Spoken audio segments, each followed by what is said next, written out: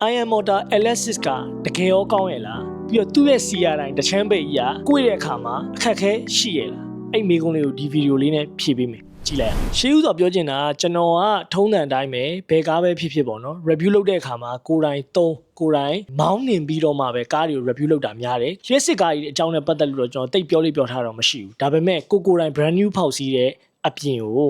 highway လဲကျွန်တော်ထွက်ပြီးသွားပြီပြီးတော့ကားပြိုင်ပွဲမှာပါဗျာကျွန်တော်တို့ပြိုင်ကားတွေနဲ့ဒန်းတူဝင်ပြိုင်ပြီးတော့ record ကိုလည်းအကောင်းဆုံး record ပြရတဲ့အထိမောင်းထားတဲ့အတွက်ကျွန်တော်ဒီ review လေးကိုလုပ်ပေးတာကြည့်ရတဲ့လူတွေလည်းခုနကပြောတဲ့မေးခွန်းလေးတွေကိုလည်းကျွန်တော်ဖြည့်ပြီးသားဖြစ်မယ်ပြီးတော့မေးခွန်းလေးတွေအခုကျွန်တော်စပြီးဖတ်ပြမယ်တစ်ချက်ကြည့်လိုက်အောင် CI ဆိုရင်အဝိုင်းမဲ့ကြိုက်တာတဲ့ model ဘလောက်မြင့်မြင့်ဒါမျိုးရှေ့တက်တဲ့ဆိုရင်ဟုတ်ပေမဲ့အကွေတွေမှာကတိကောက်ဖြစ်မယ်တဲ့ကိုတယောက်တည်းအမြင်လားတဲ့တော်တော်အနေနဲ့များလိုက်မဲ့ steering နဲ့ကိုမင်းကျော်ကပြောရတာ CRI တပတ်ပြည့်အောင်လှည့်လို့ကြအဆင်ပြေလားအကူတဲ့ကိုရတာအားရရဲ့လားတဲ့ CRI အားမရဘူးတကယ်တဲ့ကိုရီးယားအဝိုင်းနဲ့အသားကျနေတော့ Alexis တစ်ခါမှမဟုတ်တယ်တဲ့ top speed မှာတော့အရန်ကြိုက်တယ် CRI လေးတစ်ခုပဲမကြိုက်တာတဲ့အဲ့တော့ဒါအချမ်းမြင့်ပေါ့နော်အဲ့လိုမိကုန်းတွေအများကြီးပဲကျွန်တော်ဒီ Alexis အောက်မှာမေးထားတာပေါ့နော်ကျွန်တော်ကိုယ်တိုင်လည်း EV ကိုအရန်ကြိုက်တယ်တွေမှာတော့မပါဘူးဒါပေမဲ့နောက်ပိုင်းဒီ luxury EV technology အရန်မြင့်တဲ့ကားတွေကတော်တော်ကောင်းတယ်ဆိုတာတော့ကျွန်တော်တို့လက်ခံရမယ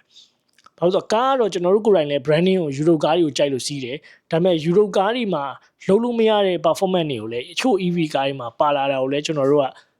လက်သင့်ခံနိုင်မှုတော့လိုတယ်အရာတိုင်းမှာတော့ခုနပြောသလိုအားနည်းချက်အားသာချက်တွေက balance ဖြစ်နေကြတာပဲ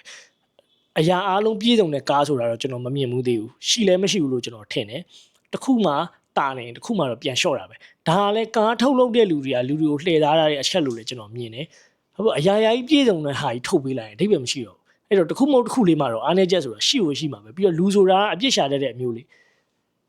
အခုတရားကောင်းနေရင်တော့မှပဲတခုတော့မကောင်းတာကိုရှာကြံပြီးတွေးမှာပဲအဲ့ဒါက feeling တခုကမိုက်နေတာဗျာဒါလူတွေကမကောင်းတာကိုရအောင်တည်ပြီးပြောမှာပဲအဲ့လိုပဲဒီကားမှလည်းကျွန်တော်အရာအလုံးကောင်းတယ်လို့တော့မဆိုလို့ဘူးကောင်းတာလည်းပြောသလိုမကောင်းတာလည်းပြောမှာစလိုက်အောင်အခုဒါစပြီးဖွင့်ပြပေးမယ့်ဗီဒီယိုကကျွန်တော်တိုင်းတက်သွားမောင်းတာပေါ့နော် drip ပြိုင်ပွဲပေါ့နော်ဒီတောင်ကူကေတုမတီကွင်းမှာ drip ပြိုင်ပွဲသွားတော့ကျွန်တော်ကဒီ Alexis လေးယူသွားတယ်ယူသွားတဲ့အခါမှာဒီကားလေးကစပြီးမောင်းကြတဲ့ဟိုကျွန်တော်ကြိုက်တဲ့အရာတစ်ခုကိုသွားမိနေတာပေါ့နော်ဒါပေမဲ့ CR9 ကဘာပြဿနာတက်လဲဆိုတော့ကျွန်တော်စပြီးမောင်းတော့အကွေ့ပြုတ်တွေမှာကျွန်တော်အသားသိမ့်မကြောက်ဖြစ်နေဗျာဒါပေမဲ့အဲ့ဒါလည်းတောင်ကူရောက်ပြီးတော့တညတရက်လောက်မောင်းပြီးတဲ့အချိန်မှာဒုတိယပေါ့နော် second day လောက်မှာကျွန်တော်အသားကျသွားတယ်အဲ့ဒီအချိန်မှာပွဲစီစဉ်သူတွေကဒီအထက်မှာ eco class လဲပါတယ်ပေါ့နော် open class လဲပါတယ်ဝင်ပြိုင်ကြည့်ပါလားဒီကမြန်နေဆိုတော့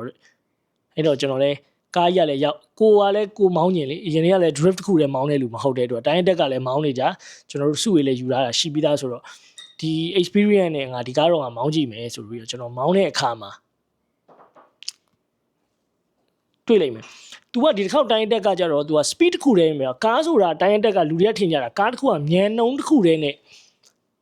ဒီပေါ့အချိန်တိုမယ်လို့ထင်တာမဟုတ်ဘူးကားတစ်စီးဆိုတာ balance မျှရတယ်တိုင်းတက်ဆိုတာလည်းထိုးနေလောက်အောင်မယ်အကွေ့တွေမှာလည်း brake က short တဲ့နေရာကြီး short အောင်မယ် grip လည်းမိအောင်ကျွန်တော်တို့က tire ကိုလည်းခုနပြောလို့ grip မိအောင်လည်းမောင်းရတယ်နောက်တစ်ခုက handling ပေါ့ handling ကောင်းမှာ तू ကလမ်းမှာ तू ကကျွန်တော်တို့က queen ထဲမှာအလွတ်ကြီးပတ်မောင်းခိုင်းတာမဟုတ်ကုန်းလေးတွေကိုကားတစ်စီးစာအလုံးဝအတိလေးတွေကျွန်တော်တို့သတ်မှတ်ပေးတာအဲ့ကုန်းလေးတွေကိုမထိမခိုက်ပဲနဲ့ तू က speed နဲ့ဖြတ်သွားကုန်းလေးကိုထိလိုက်လို့ကုန်းလေးရွေ့သွားတယ် तू က5 second plus လောက်ပါတယ်ဟိုပါပေါ့handicap လောက်တဲ့သဘောပေါ့နော်အဲ့တော့5စက္ကန့်ပေါင်းခံရမှာဖြစ်တဲ့အတွက်အရန်လေးသတိထားရတယ်လူတွေထင်နေကြတာတိုင်းတက်ဆိုတာကားကိုလီဗာအစုံနေမယ်မြန်ပတ်မယ်လို့ထင်တယ်တကယ်တော့မဟုတ်ဘူးဒါလေးကိုလည်းကျွန်တော်တို့ sharing လုပ်ပေးခြင်းတယ်ဘာလို့လဲဆိုတော့ကားဆိုတဲ့သဘောကလီဗာနေနိုင်မြန်တာတော့မှန်ပေမဲ့တကယ်ဟိုပေါ့ racing line နေနဲ့မောင်းရမယ်ခုနကပြောတဲ့ scale တွေပေါ့ handling scale တွေ braking scale တွေအကုန်လုံးနဲ့မောင်းမယ်ဆိုရင်တော့အဲ့ဒီအရာတွေအကုန်လုံးကမြန်ုံတစ်ခုတည်းအောက်မှာတော့မူတည်နေတာမျိုးမဟုတ်ဘူးကျွန်တော်ဆိုရင်အခုဒီပွဲမှာကျွန်တော်ပြိုင်ကားတွေလည်းအများကြီးပြိုင်နေခုနကပြောလို့အင်စီကားမကြဘာမကြရည်လည်းပြိုင်နေအစုံပေါ့နော်ဝင်ပြိုင်ရတယ်ဒါပေမဲ့သူက class 3ခုရှိတယ် all wheel drive ရယ်rail wheel drive ရယ်ပြီးတော့ခုနကပြောတဲ့ eco ပေါ့နော် eco class ဆိုပြီးရှိတယ်ပေါ့ eco class ဆိုပေမဲ့ကျွန်တော်တို့မောင်းထားတဲ့ record အရဆိုရင်အခုဒီမှာကျွန်တော်တင်ပေးထားတယ်အဲ့မှာဒါမောင်းထားတဲ့ top player တွေရဲ့ record တွေပေါ့အဲ့မှာကျွန်တော်ထက်မြန်တဲ့လူဆိုလို့ကျွန်တော်တငယ်ချင်းပဲရှိတယ်အဲ့ဒါလည်း millisecond ပေါ့နော်သူကလည်း Alexis နဲ့ပဲမောင်းသွားတာပဲကျန်တဲ့ပြိုင်ကားတွေအားလုံးရဲ့အပေါ် ramp ကိုရောက်သွားပြီးတော့သူက ကွင်းထဲမှာ1စက္ကန့်ဆိုတာအရန်กว่าပါတယ်ဒီကားဒီ speed နဲ့မောင်းနေတဲ့1စက္ကန့်ဆိုတာဟိုကီလိုအများကြီးกว่าဝနိုင်တယ်ပေါ့နော်1စက္ကန့်ဆိုတဲ့ဟာလေးကတာမန်ကြည့်ရင်တော့1စက္ကန့်ဆိုတာအရန်ကြီးမပါဘူးလို့တော့ထင်ရတယ်ဒါပေမဲ့တကယ်ပြိုင်ကားလောကမှာ1စက္ကန့်ဆိုတာအရန်များပါတယ်ပြီးတော့နောက်တစ်ခုကကျွန်တော်တငယ်ချင်းမောင်းသွားတာဆိုရင် तू က LS နဲ့ပဲမောင်းသွားတယ်သူ့ရဲ့ဒီအမှတ်ကအချိန်ကပေါ့10မိနစ်နဲ့15စက္ကန့်ဟိုမှာ04ပေါ့နော်အနောက်ကကဏ္ဍလေးကလည်းအရင်ရေးပါနော်ကျွန်တော်တို့အဲ့နောက်ကဏ္ဍလေးတစ်ခုလေးနဲ့ရှုံးတာပေါ့နော်ကျွန်တော်ရဲ့ record က10မိနစ်15စက္ကန့်ဟိုမှာအနောက်က92ပေါ့နော်အဲ့တော့ milli second ပေါ့နော်1စက္ကန့်နီးနီးกว่าတာပေါ့1စက္ကန့်မပြည့်ဘူးဆိုပေမဲ့အဲ့ဒါနဲ့ကျွန်တော်ကဒုတိယဖြစ်သွားတယ်သူကပထမပေါ့နော်ဒါပေမဲ့အခြား other class တွေရဲ့ဒီဟိုအချိန်နေနဲ့ကြည့်မယ်ဆိုရင်လည်းကျွန်တော်တို့ရဲ့ဟာကဒီတကွင်းလုံးမှာအမြန်ဆုံးဖြစ်နေတာကိုသွားတွေ့ရတယ်ပေါ့နော်အဲ့တော့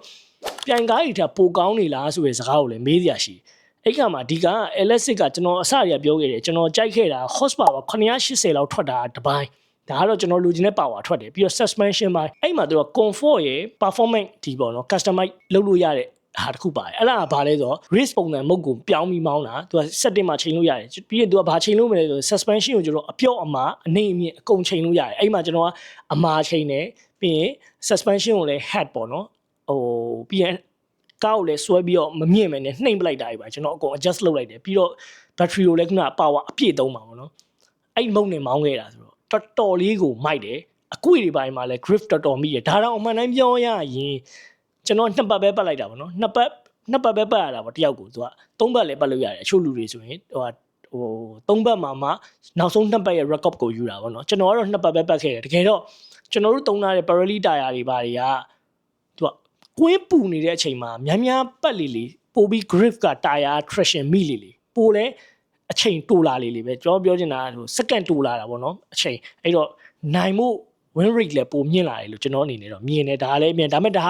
တိုင်းအတက်ဆိုတာခုနပြောလို့ဒီကားနဲ့ကျွန်တော်တို့ကပြိုင်မှုဆို UTV ယူလာတာမဟုတ်ဘူးပွဲကိုဒီကားနဲ့ကျွန်တော်တို့က test ride လုပ်ဖို့ပြီးတော့နောက်တစ်ခုကအဲ့ဒီအချိန်မှာစီလဲရှားနေတဲ့အဖြစ်ကျွန်တော်တို့ကအဲ့ EV လေးကိုစီလဲစီးခြင်းတယ် performance EV ဈေးလေးကလည်းတင့်တယ် quality ဘိုင်းဆိုင်ရာကလည်းကျွန်တော်လိုချင်တဲ့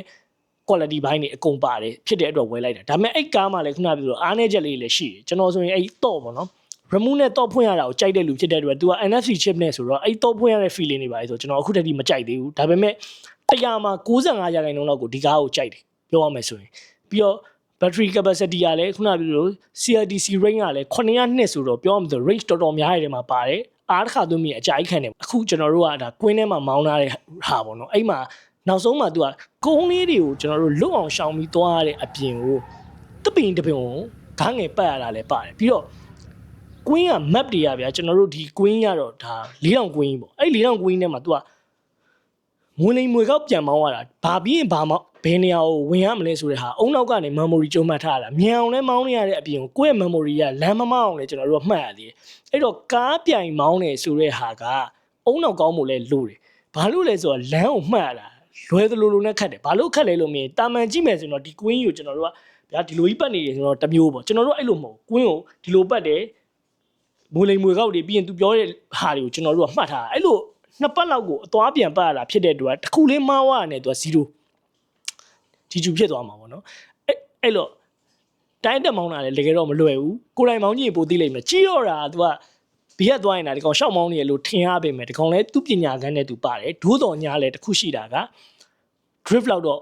မခတ်ဘူးပေါ့ဗျာ drift ကတော့ပိုခတ်တာကြောက်ဖို့ကောင်းတာလည်း drift ကပိုကြောက်ဖို့ကောင်းတယ်ဒီ speed တစ်ခုကိုဒီတစောင်းသွားတဲ့အခါမှာကိုကနေရန်ကိုပြေးတိုက်မလားကိုဘေးကကောက်တိုက်မလားဆိုတဲ့ chance တွေအများကြီးရှိတယ်ဟိုကောင်ကတော့အနေအများကြီးနေပါတယ်ထားပါတော့အဲ့တော့ video လေးကိုကြည့်လိုက်မယ်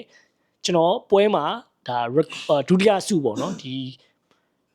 eco class မှာဆိုဒုတိယဆုလို့လည်းပြောရမယ်ဒီ open class တစ်ခုလုံးရဲ့ record ဒုတိယအမြင့်ဆုံးရခဲ့တဲ့ video လေးကိုကျွန်တော်ခုပြပေးမှာဖြစ်ပါတယ်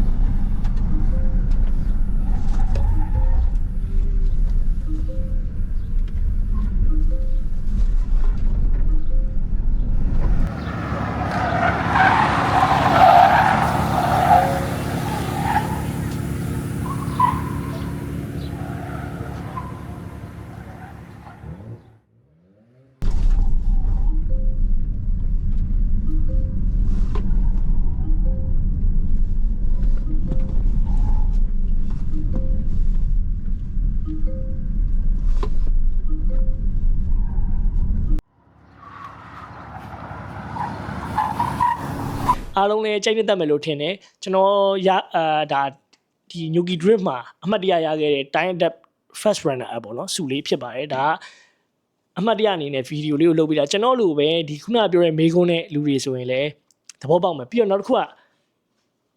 LS ကိုကျွန်တော်အနေနဲ့ rating သတ်မှတ်ပြီးပေးရမယ်ဆိုရင်ကျွန်တော်စီးဘူးသမျှ EV ထဲမှာတော့ကျွန်တော်လောလောဆယ်ပေါ့နော်ကျွန်တော်အကြိုက်ဆုံးကားဖြစ်နေတယ်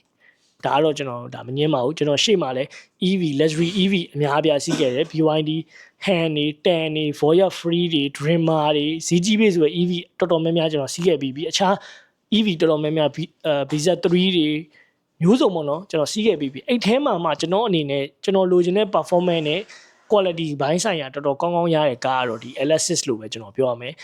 အခုဆိုကျွန်တော်ထပ်စီးခြင်းနေတဲ့ကားကြီးရှိသေးတယ်ဗျာအခုဒီ EV မှာဆိုရင်ကျွန်တော်အနေနဲ့ထပ်စီးခြင်းတဲ့ကားလေးလည်းကျွန်တော်ပြောရမယ်ဆိုရင်တော့ဒါ Europe EV အကောင်းစားကြီးပေါ့ကျွန်တော်နိုင်ငံကိုတင်သွင်းခွင့်ရတာကြီးပါကျွန်တော်အဲ့လိုမျိုးဖြစ်စေခြင်းနဲ့စီးလဲစီးခြင်းနဲ့ကိုလိုင်းနဲ့ try ခြင်းနဲ့Porsche ရဲ့ Taycan တွေပါဆိုလဲကျွန်တော်အရန်ကြိုက်တယ်ဘန်ကောက်မှာဆိုကျွန်တော်နေတာနေပြီးရင်ကျွန်တော်ဝယ်စီးပြမှာပြီးတော့နောက်တစ်ခုက Mercedes BMW တွေရဲ့ EV တွေပြီးရင်အခုဆိုရင် Audi EV ဆိုရင်တော့ကျွန်တော် CGPB Volkswagen EV တွေလည်းကျွန်တော် CGPB ID6 ID4 Audi ဆိုရင်လည်း Q4 တို့ဘာတို့ EV တွေလည်းကျွန်တော် try ပြီးပြီပေါ့နော်ဒါပေမဲ့ခုနကကျွန်တော်အခုပြောခဲ့တဲ့ LS နဲ့တော့တော်တော် level กว่าပါတယ်ကျွန်တော်ကတော့ကျွန်တော်ရဲ့ feeling ကိုပြောပြတာပေါ့နော်ဒါကတော့ရွေးချယ်တဲ့လူတွေကတော့သူ့ဈေးနှုန်းနဲ့သူ့ဟာနဲ့သူရွေးချယ်ပါဟိုဘယ်ဟာကောင်းတယ်မကောင်းဆိုတော့မရှိပါဘူးကိုနဲ့ထပ်တူကြဖို့ပဲလို့ဒါကားတွေကိုကိုနဲ့အဆင်မပြေတိုင်းမကောင်းတယ်တော့ပြောလို့မရဘူးဒါကကျွန်တော်အကြိုက်ကျွန်တော်ကတော့ဒါကျွန်တော်ကြိုက်တယ်ဆိုတာဟာကိုပြောပြပေးတာပေါ့နော်ပြီးတော့ sharing လုပ်ပေးတာဖြစ်ပါတယ်ပြီးတော့ EV reviewer မဟုတ်တဲ့အတွက်ဒါကတော့ကျွန်တော်ရဲ့တကူတော့ feeling ကိုပြောပြပေးတာလွယ်ချက်ရှိရင်လည်းခွင့်လုပ်ပေးပါဒါကတော့ကျွန်တော်ကိုယ်တိုင်မောင်းတာသုံးတာတဲ့ feeling ကိုကျွန်တော် sharing လုပ်ပေးတာဖြစ်ပါတယ်ဒီလို video content လေးတွေကိုကြိုက်နေတဲ့ရင်လည်း like and share ပေးလို့ရတယ်ပြီးတော့သိချင်တဲ့မေးခွန်းတွေကိုလည်း comment ပေးခဲ့ပါကျွန်တော်နောက်ပိုင်းဖြေကြားပေးပါမယ်အားလုံးကျေးဇူးတင်ပါတယ်နောက် video များမှာပြန်လည်ဆုံတွေ့ကြပါမယ်